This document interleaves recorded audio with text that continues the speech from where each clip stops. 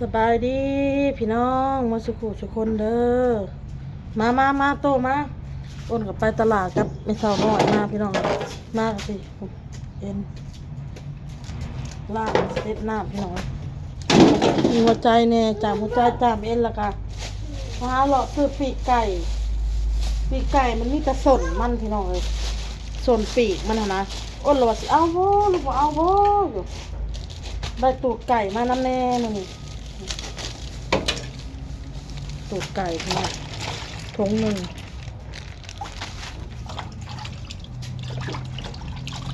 เสียไว้ก่อนเราจะมาเห็ดน้ำเอ็นก่อนพี่น้อง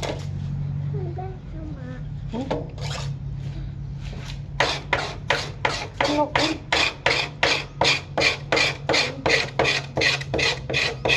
มาเคียงก่อนมาเคียงว่าเคียงก่อนถูกเคียงก่อน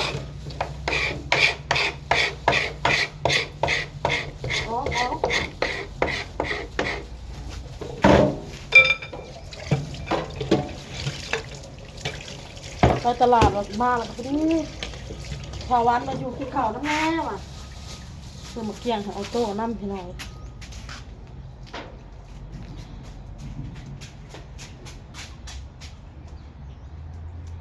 มันนี่มีเอลมอนน้ำมันนี่เอลมอนก็จะออกไปขายเครื่องน้ำพี่น้องขายมันจะขายตั้มประเภทตั้มมาเพียงเนาะต้นขายปิ้งขายจาม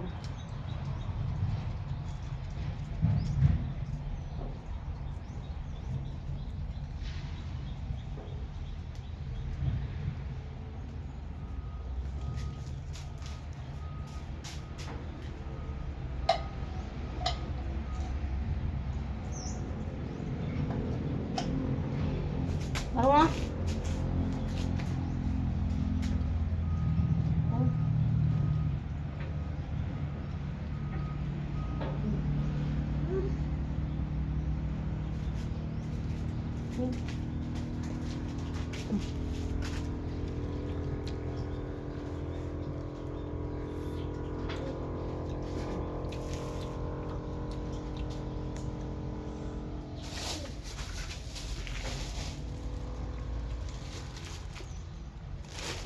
ซื้อหมูถั่วไว้ตำ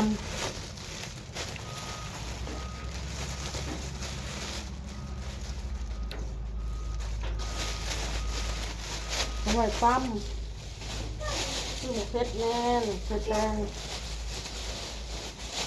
ซื้อกระลำ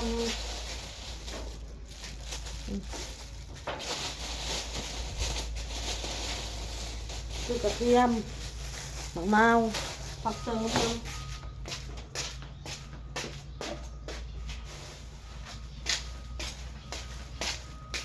ผักเสริมพี่น้องมือ5,000พี่น้องหลาย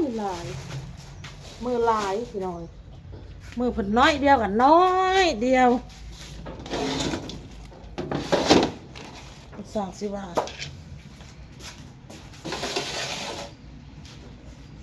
มาเห็ดน้ำเอ็นมาเห็ดน้ำเครื่องคายก่อนอื่นอ้นกะขอขอบใจพี่เลี้ยมหลายๆเด้อพี่เลี้ยมเด้ออ้นก็ขอให้พี่เลี้ยมมีสุขภาพร่างกายแข็งแรงมีแต่ความสุขความเจริญนะพี่เด้อปรารถนาสิ่งใดก็ขอให้ได้สิ่งนั้นเงินไหลนองทองไหลมาขอบพระคุณพี่มากๆเพิ่นให้อ้น300พี่น้องเพิ่นโอนมาให้เพิ่นเนาะ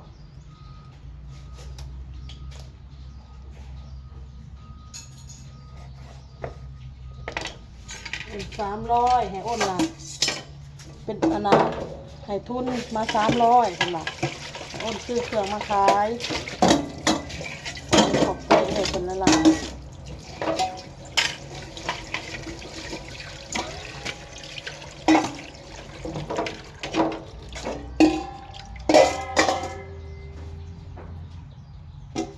อ้นจะมาเสียบปนกันกับอันนั้นเด้อพี่น้องเด้อปนกันกับหัวใจเลยมาเพียงเนาะมันจึงบ่ได้มีจามเอ็นมันจึงบ่ได้มีอันนั้นแก้วก็คือสิตัดอันน่ะแก้วคิงออกพี่น้องอ้นก็ได้ตัดแก้วคิงออกเห็ดแต่แก้วเพี้ยเนาะจามปนกัน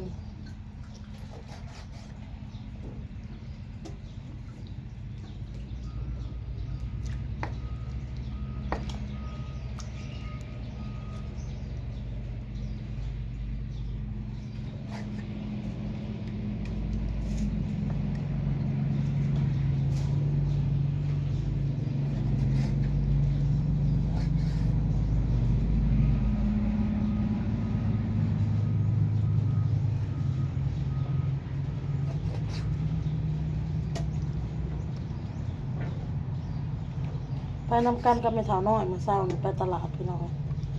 พากันเลาะซื้อเครื่องซื้อของ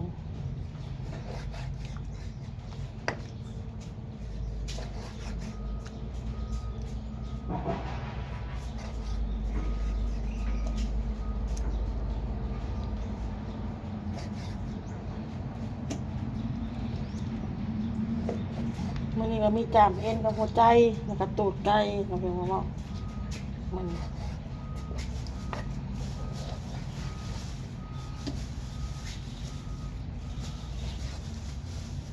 โตให้กินมะเกี้ยงพี่น้อง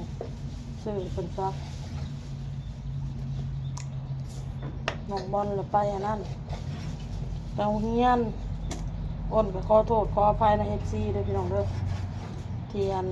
จมเรื่องลูกเรื่องเต้าออกคลิปออกหยังมันจักสิระบายกับไผอ้นก็ได้จักสิจมกับไผ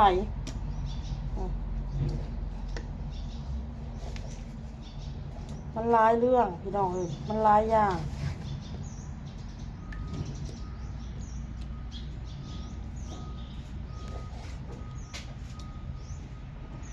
เรื่องฮดพักฮดมีให้แม่คือการมันบ่แม่นเท่าแต่เรื่องเดียวเพราะว่าก่อนเฮาสิไปนู่นไปนี่การที่เฮาบอกลูกนะพี่น้องผมก็บอกละเอียดแล้วบอสมาเข่าเด้อจะมาเข่าแล้วจะหาแนวเต็งไว้เด้อหาแนวขวบไว้เด้อคันเฮาบอกมาจะเข่าใครละบอกเฮาก็บอกละเอียดอยู่บ่แม่นเฮาบอกบ่แม่นว่าเฮาบอกละเอียดเนาะเรื่องฮดพักฮดมีคือกันฮดเด้อลูกเด้อก็คือมือได้เฮาบอกก็จึงฮดมือได้เฮาบ่บอกก็คือบ่ได้ฮดเรื่องน้ำเรื่องในคือกันต้องได้บอกให้มือทุกมือพี่น้องเลยคอยหันอยากซ้ายแบบกล้องวงจรปิดให้เจ้าเบิ่งรถแต่ละมือ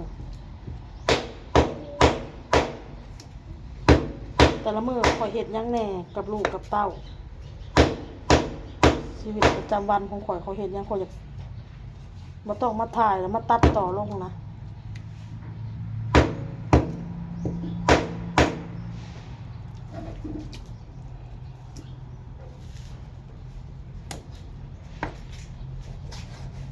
เรื่องอาบน้ำคือการขอต้องบอกกูมือฮะทันสิเว้าเรื่องอาบน้ำเย็นกับใครแน่พี่น้องอาบน้ำอุ่นเครื่องทำน้ำอุ่นแม่ก็มีเมื่อคืนนี้อ้นว่าสิซื้อหมี่มาสิบ่ให้เพิ่นอันกินนะหมี่ต้มหมี่ค่ะสิให้เพิ่นอด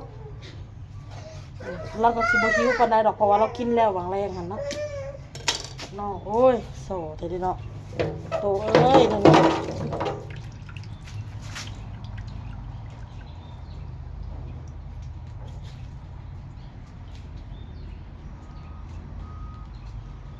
หมักกินหมักเที่ยง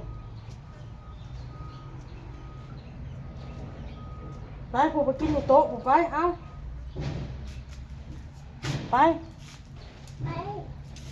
ไปนี่นี่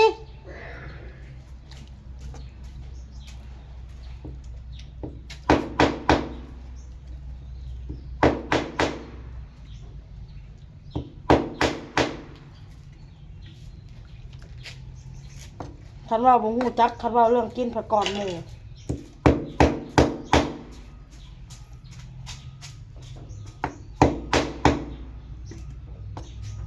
บ่แม่นคิดตั้งสำกินนะลูกอยาก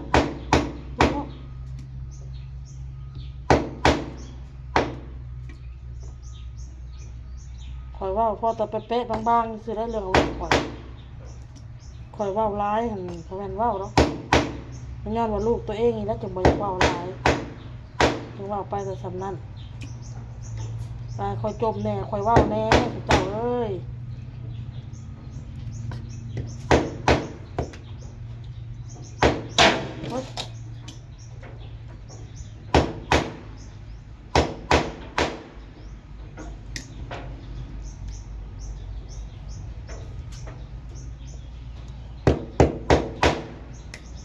ถ้าเราเพื่อนเอาน้องไปเล่น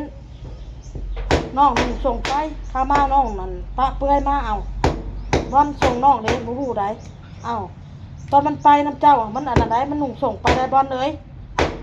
มันบ่ได้ปะเปื่อยไปได้จังแล้วเฮาบ่ฮู้เฮาบ่จักเฮาบ่ฮู้เฮาบ่ฮู้คำเดียวเท่านั้นเจ้าจักแล้วเฮาบ่ฮู้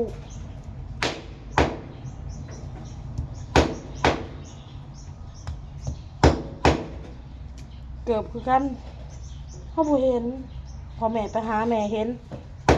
อันนี้คือหยังซะแม่หาคือเห็นมีแต่ตอบก่อนว่าบ่ฮู้บ่จักค่ะนะ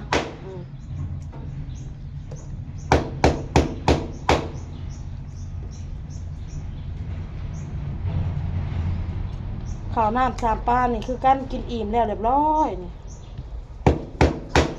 กินอิ่มแล้วเรียบร้อยเนาะ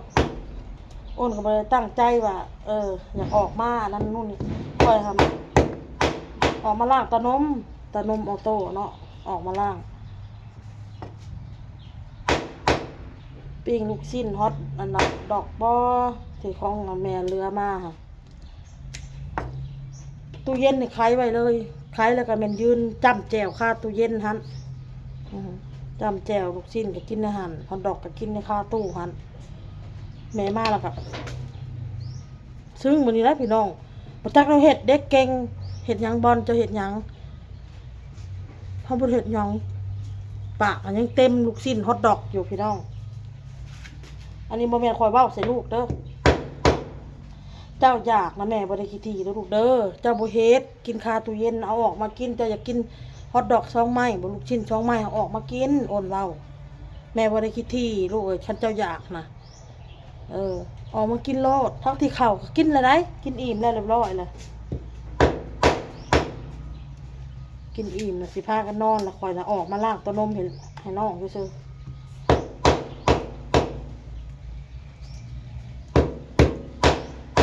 เอาออกมากินแม่บอกจะได้จับเอาจะเอาออกมานั่งกินอยู่โต๊ะอยู่เนาะไขคาตู้เย็นกินเลยตู้เย็นก็เปิดละงางวายพี่น้องเลย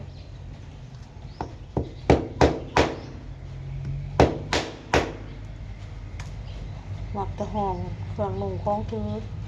เสื้อโป๊ะเสื้อผ้าอันใดเห็ดต่างแม่ได้ขออยากให้เฮ็ดขอกับเมื่อย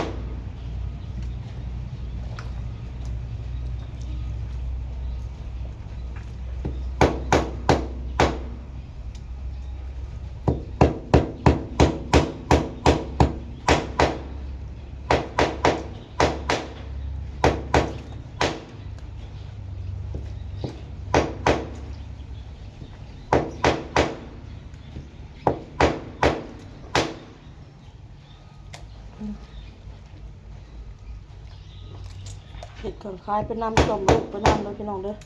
ว่าพื้นลูกมัน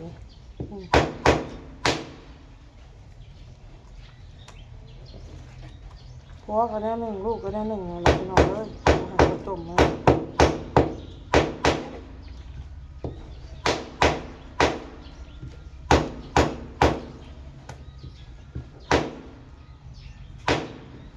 น้ำในถังมีอยู่น้ำในถังคือบ่มีวะไปแล้วพี่น้องคลิปนี้บ่มียังดอกจมเรื่องลูกเรื่องเต้าแล้วก็เตรียมเครื่องออกไปขาย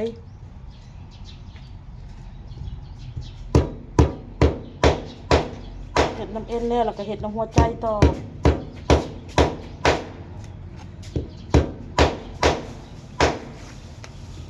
เอ็นยังบ่เรื่องง่ายมันเป็นหลายสิมักใส่น้ำกันเลยเอือบปากเดียวเขาต้องเอือบหัวใจแล้วเขาว่าเอือบเอ็นอีกเนาะพี่น้องเนาะขอโทษขออภัยเนาะเสียงหลักไหลแน่น้องแน่ตัดเอ็นกระสันมันบริขาดพี่น้อง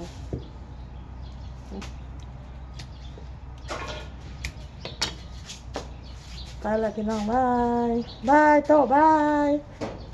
บาย